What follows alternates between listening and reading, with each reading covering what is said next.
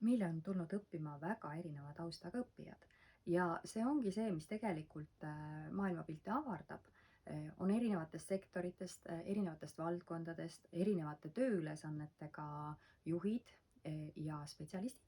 Ja nende puhul on just väärtuslik see, kuulda nende kogemustest, õppida nendest ja näha, et tegelikult need probleemid, millega me kommunikatsiooniga seoses igapäevaselt rinda pistame, on üsna samad väga erinevates valdkondades. Olgu see siis kusagil omavalitsuse registris töötades, olgu see mingisuguseid suuri keskkonnaprojekte planeerides, IT-valdkonna firmades inimestevahelist koostööd toetades. See kommunikatsiooni küsimus painab kõiki ja niimoodi me siin ühiselt arutamegi, kuidas paremini ja süsteemsemalt läheneda nendele probleemidele ja küsimustele, millega inimesed igapäevaselt oma töös kokku puutuvad.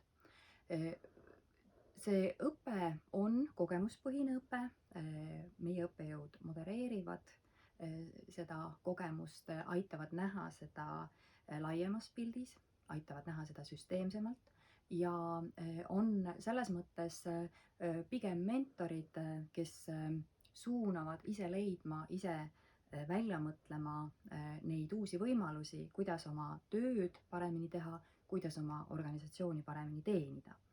Ja me väga soovitame võtta endale see aeg, see ei ole tegelikult pikk, 1,5 aastat koos teistega tekib üsna selline tugev ja toetav meeskond ja just nimelt kasutad ära võimalust ka sellelt meeskonnalt saada tuge selleks, et enda töös ette tulevatele küsimustele kastist välja lahendusi leida.